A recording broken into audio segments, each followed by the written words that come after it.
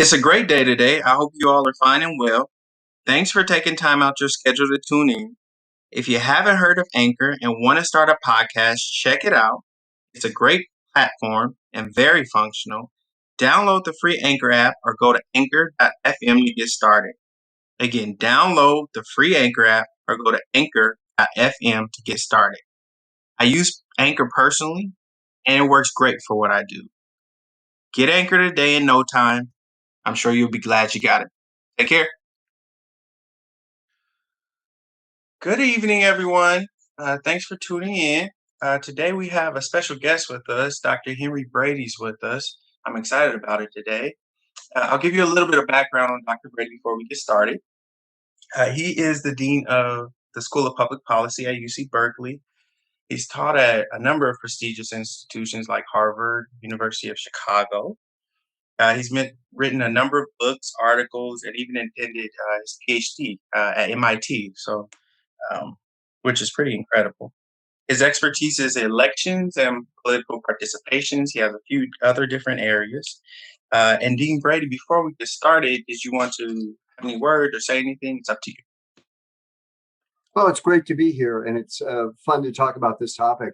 I've been thinking a lot about leadership, obviously, as the dean of the Goldman School for 12 years, and I'm stepping down June 30th after a very nice run, but time to step down. This last year was utterly exhausting with COVID and all the racial reconciliation, or we hope, that's occurring, and the reconstruction and all that kind of thing. So it's really been a difficult year. It definitely has been a difficult year. I know they were proud to have you for as many years as they did. You've done a good job. So let's get started with the first question. What was your intention in taking position as dean at the School of Public Policy, and what are your one or two main intentions that you have for students while you were there? Well, when I became dean, it was a great little school.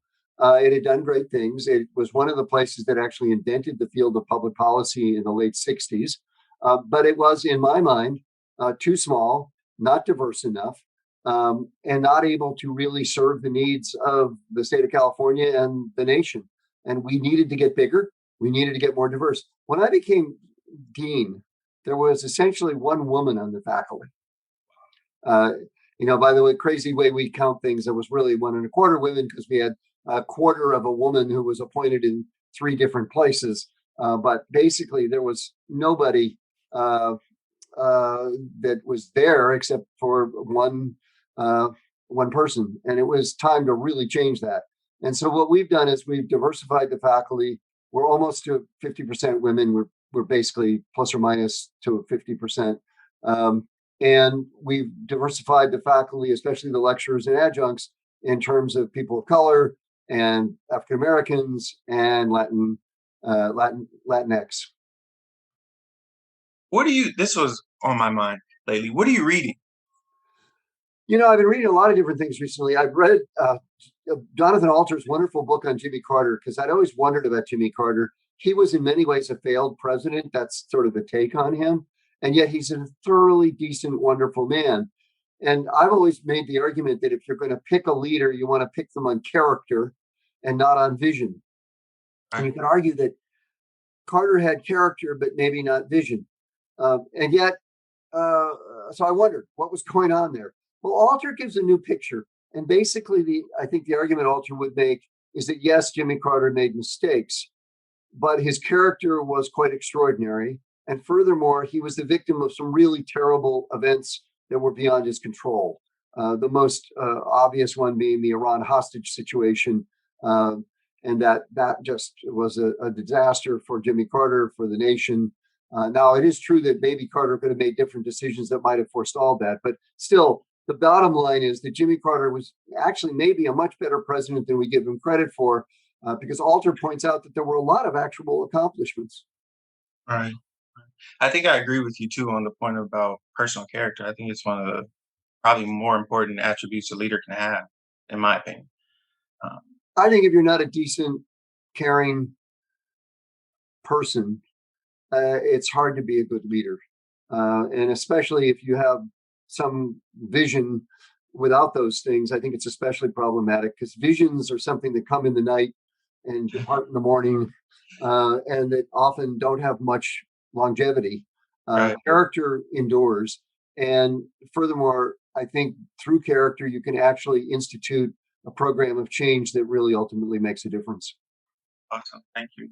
I'm also reading another wonderful book, Reading at the Speed of Light by Mark Seidenberg, who's a education brain reading researcher. And the neat thing about that book is it really tells you about the complexity of communication, and especially written communication.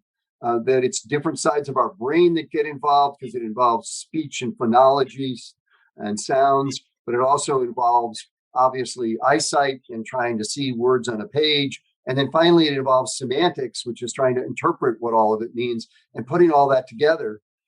And I think his book actually gives us some keys to one of the problems we have in today's world, which is the craziness of social media.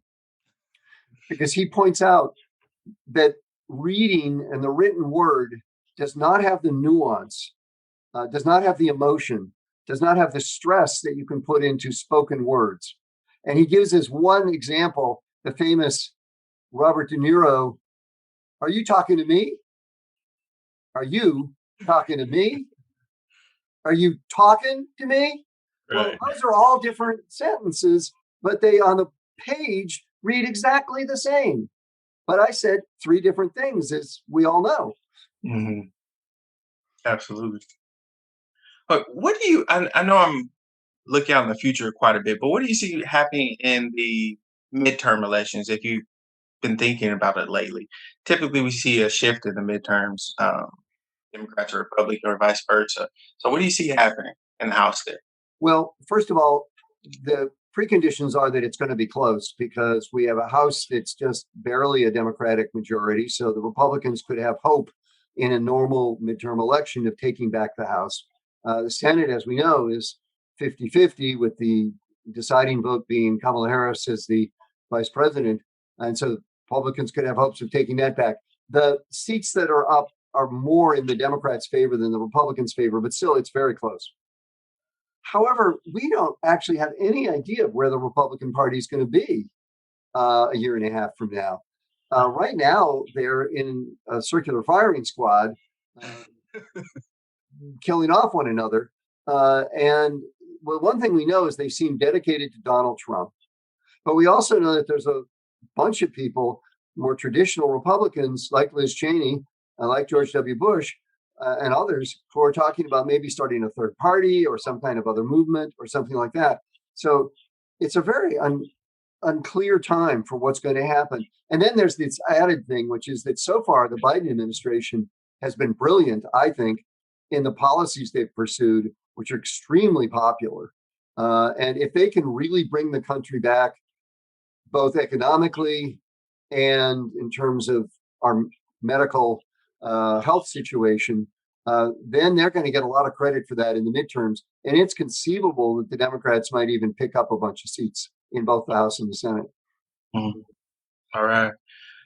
You hit on it briefly. You spoke about two of our former presidents, and one of my questions that I had pre-planned was our last two presidents, President Trump, President Obama.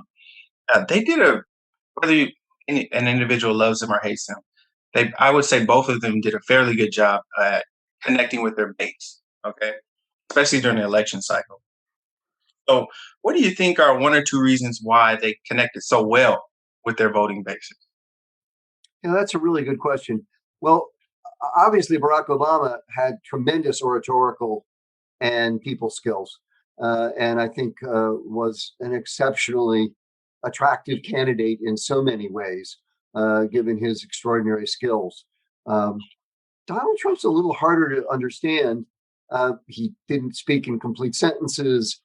He spoke at something like a third or fourth grade level, whereas I think Barack Obama, the analysts showed, spoke at 10th or 11th or 12th grade level, which is high. And so they're much different rhetorical styles.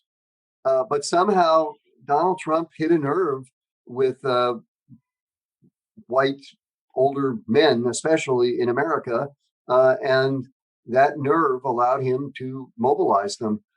So sometimes it's just saying particular right things. Now, in my mind, the things he said were often racist, and they were often over the top nationalism, jingoism, and not really good things to have said, because I think he kept us in a constant state of panic in this country. So, the no drama Obama looks darn good after the crisis every day Trump years. Yeah. Well, some people argue President Obama did have a little bit of drama, but not as much as not as much as President Trump. Um, I noticed, in keeping with President Trump and President Obama, I noticed I was in college when um, the second run during the second term of President Obama, and I started to notice, I started to pick up on this, even as I started to research further back. That President Clinton did the same thing as well. That presidents, when they're running as a candidate for office, they tend to bring up religion quite a bit. And we talked about earlier that you went to seminary. I'm in seminary right now. But I wanted to know, what do you think the purpose of doing that is? Because President Obama and President Trump, when they were running, they brought up religion, and then when they get in office, they just stop. So, do you think that brings about some sort of intimacy or closeness with the mass public? Is that why they're doing that? Well, it also has to do with the history of America. We are arguably the most religious nation on earth. We have a long history of uh, gospel and other kinds of movements that have occurred. We have a long history of people being strongly attached to religious organizations. I mean, take uh,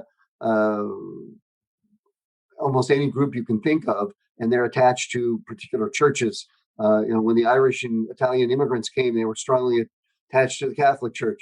African Americans became strongly attached to the Baptist Church because that was really the only place that they could get together and have a civic and a community life, because they were allowed that when they were slaves. And so the Black church in America has been a powerful and important institution for change and for representation of African Americans. But similarly for white folks, uh, Protestant religions, Catholic religion, other religions have been really Jewish religion have been really important in American history. And of course, now Islam is getting a presence, and other religions as well. Um, so we are a very religious nation. If you look across the world, there are very few nations that have as many people as we do who say they actually identify with a religion. And so the language of American politics is intertwined with religion. I think you're absolutely right about that, especially Jewish community. I go to every now and then. Well, at least before Corona, I would go to Hollywood Temple, Israel, and they're very socially active, very social, civic minded, Yes. very much so. You talked about social media earlier. What do you think about the effect of social media in the political sphere? So, what I mean by that is, I think we're all aware that it can have a great deal of influence. But legislators that use social media, do you think it's helpful or harmful to them, moving policy forward or even building cohesive groups with their peers? Yeah, it's interesting. I think the internet's been a great invention, and for many of us, it's wonderful to be able to get on and get to Wikipedia or remember facts and get the knowledge and so forth. But social media, I think, have been by and large, well, it's mixed, but I think on balance, they've been a disaster. Mhm. I think they have taken people from away from the in-person communication. I think they have substituted texting and memes and all sorts of simplistic ways of communicating for more intensive and more fruitful ways of communicating with one another. I mean, I think we see that in the last year. It turns out it's incredibly hard to teach classes on Zoom. And at least there you get to see the people, but you really don't get the full embodiment of people. It turns out we are embodied creatures. We are not just computers attached to these things that carry us around called bodies. We are actually totally embodied creatures that sense things, that smell things, that feel things. We feel the air currents going by us and all these kinds of things. Those little cues turn out to be enormously important in the way we experience the world. And if we don't have them when we're teaching a class or interacting with one another, we can end up with the problem of, are you talking to me, being interpreted in the wrong way. And that's what happens on social media all the time, is that things are interpreted in the wrong way. Furthermore, social media seems to lead to disastrous cycles in which people try to top one another with more and more awful, egregious, terrible kinds of statements about things. Well, you said X is bad. I really say, it's like a game I used to play with my father, which was, I double what you say, and then I triple what you say, and then he'd say, I double and triple everything you say. And that's what happens on the internet. Everybody's doubling and tripling all the time through social media. And the net result is we get the worst kinds of takes on issues, and we don't have deliberative dialogue and a chance to really interact with one another and understand one another the way we do in person. You can correct me if I'm wrong, but I think you were an expert on the Soviet Union when I did my I'm research. writing a book on Right. the collapse of the Soviet Union with my collaborator, Cynthia Kaplan. She's the real expert. I'm just helping her and learning as we go along.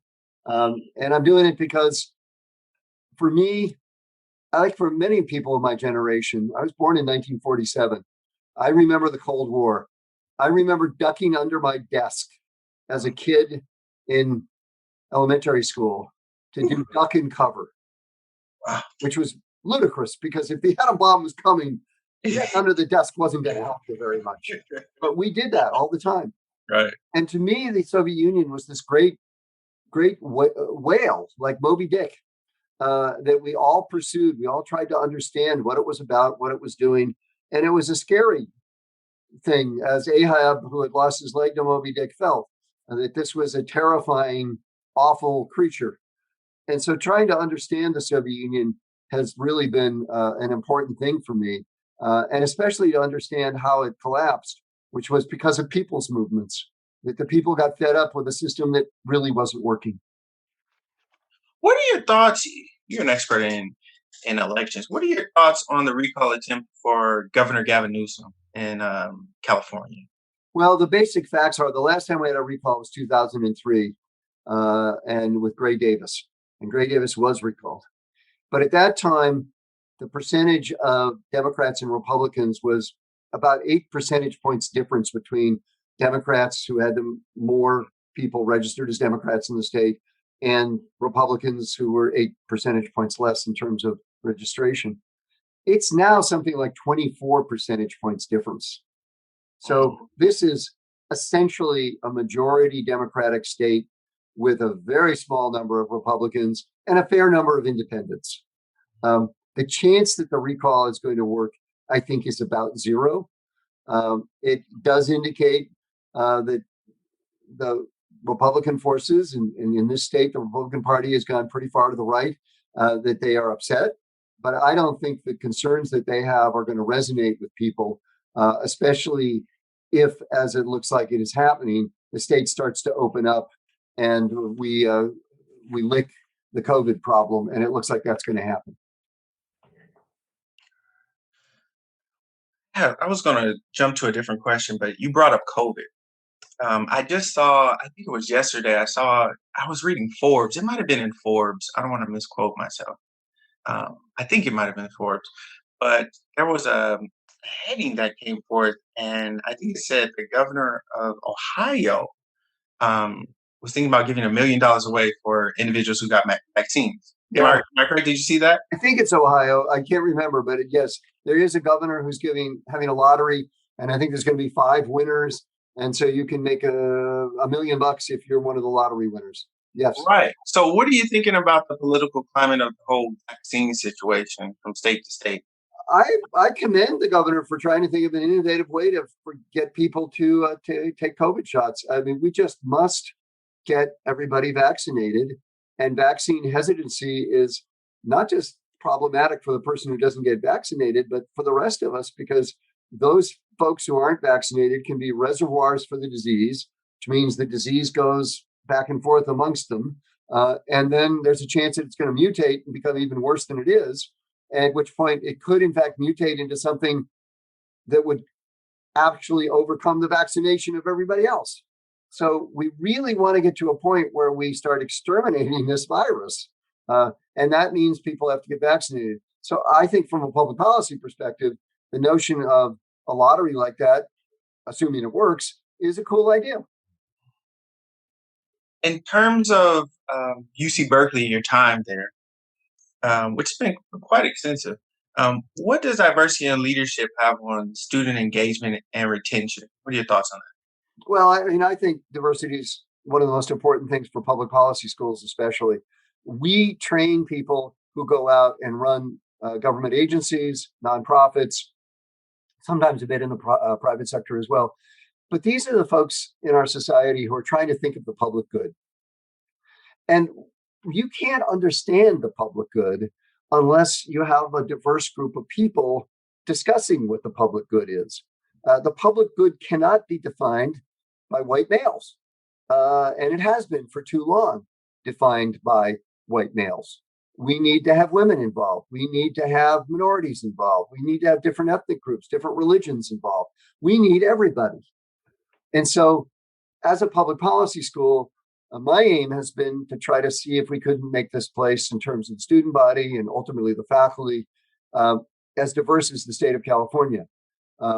Right now, our student body is more diverse than the United States, not quite as diverse as California. I'm pretty pleased about that. That's good progress. We want to go further. But the notion is we just want to make sure that every perspective is put in play. For too long, we've ignored the fact, to take one example, that the wealth gap between African Americans and whites in this society is enormous. So two people making the same income right now, one black, one white, the black person is likely to have 5, 10, 20 times less wealth than the white person. It depends on exactly what group and how you're doing it. But that's a legacy of slavery, where slaves were not allowed to accumulate wealth, a legacy of the failed Reconstruction of the 1870s, 60s, and 70s, which led to Jim Crow laws, which again caused African Americans not to be able to accumulate wealth, and on and on. And then redlining, which was this practice whereby the Federal Homeowners Administration redlined certain areas and said, oh, only white people can get housing in those areas, not black people. And so black people could not buy houses and therefore could not accumulate wealth in good neighborhoods. And so the net result is we've got groups in our society who lack the wealth to provide for their children in the way that white people can. I started out with negative wealth. I was supporting my parents when I was younger and when I went through college. My father lost his job. They had to sell the house. And then pretty soon it was me, and I was getting student loans. So I was going into debt. But I've been lucky enough that I now actually have a bit of wealth. And I'm helping my children buy houses. That's a lot harder step for an African American person to make in America, given that there are so many avenues foreclosed to them for accumulating wealth. And what we've got to do is solve that problem so that all children, can have the same kinds of opportunities that my children have, for example. I think this is a good question for our listeners. You talked about your education briefly. You went to MIT, a number of other great schools. But did that have a big change on your perspective and how you thought about the world in general yourself as you went through those schools? How did that change you? I'm sure it did. Well, I was really lucky, and I was lucky because I got good grades and managed to get to a good school like Harvey Mudd College in Claremont, California. I got a fabulous education in math and physics. And then I was able to get into MIT and get a degree in political science and a degree in economics. I was just really lucky. And I think one of the big things I felt from all of that is how lucky I am. It allowed me to go from a situation where, as I say, I had negative wealth, I had student loans, and was supporting my parents, to a situation where I am today. And that kind of opportunity is what people talk about when they say that America's a land of opportunity. But the important thing is everybody needs that opportunity. Right. And so that's where we need more diversity to make sure that we offer that opportunity to everybody. And that's been pretty much my life's work. I started out in college as an activist. I led demonstrations against the Vietnam War. I led demonstrations in favor of a Black Studies Center at the Claremont colleges. And I went on and continued some of that work in seminary in New York City. And then through my research, which studies inequality and political participation, I've tried to make the case that it's unfair and wrong to have a politics so dominated by money that rich people can call the tune and poor people, who tend to be more underrepresented minorities and other folks like that, don't have a voice. And that's just not right. I'm about halfway through that book, so I know exactly what you're talking about. How do we get those? I might as well just piggyback off of it since you brought it up. Um, I remember you making an argument through the book that um, more educated um, workers with a higher salary, etc., have more of a political voice or get their voices heard Right. on a higher level. And those individuals who have lower participation usually are on the low scale economically. So, how do you mobilize through your experience? How have you seen those um, lower educated workers mobilize to vote? If that makes Sure. sense, coming out wrong. Well, there's two answers to that question. One is unions, and the other is religious institutions. It turns out that one reason the people with higher incomes and more education are more involved in politics is because they have jobs that teach them how to write a letter, how to run a meeting, uh, to be powerful and able to stand up and make a speech. Huh. Where do, for example, African Americans learn these skills? Interestingly, and if you ever go to a Black church or many Black churches, there's a thing called testifying, where people get up and make statements. Right. And it's really to be experienced. You see people who, at least by their appearance, are probably not particularly well off, uh, who get up and make these glorious speeches. They are well spoken. They can talk very well about topics. And that's where African Americans in America have gotten their education about politics and about leading movements. And that's why the civil rights movement came out of the Black church in America. That's Right. Martin Luther King and many others learned those skills in this marvelous institution.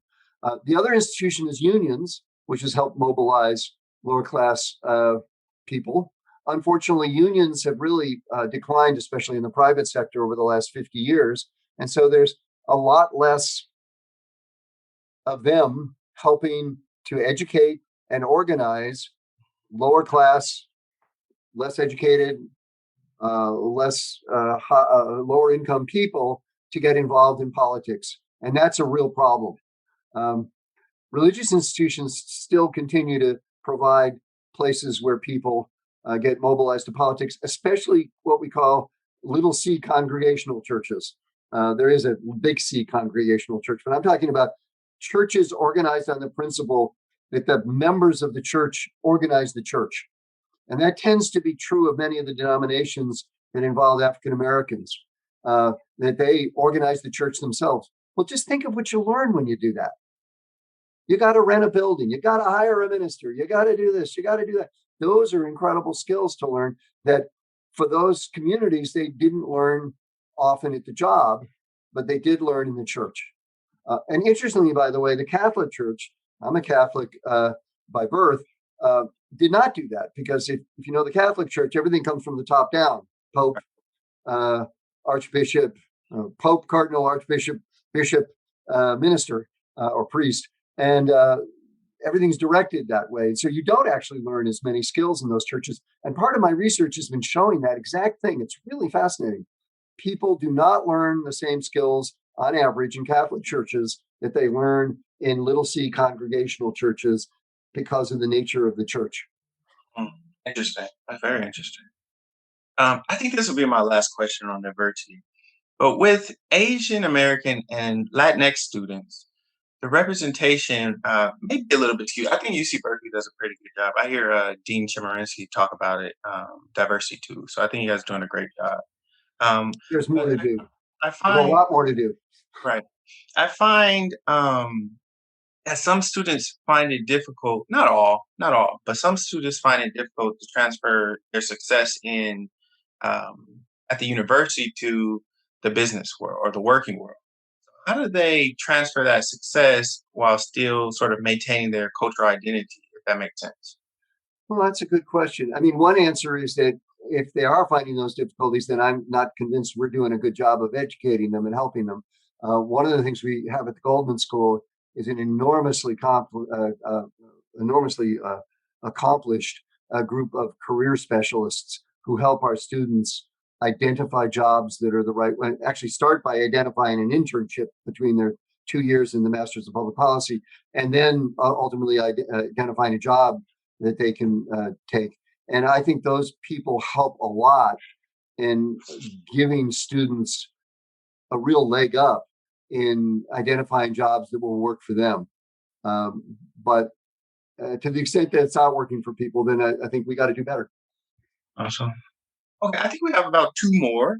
I know you have to go, so I don't want to keep you too long. What do you think about the transition in power in leadership, in our political leadership in recent years? Um, what I'd say maybe a hot topic is Nancy Pelosi. Senator Boxer seemed to, in California, seemed to let go of power fairly well. Um, we Well, saw, Dianne Feinstein, the question is she going to give up her seat in the Senate?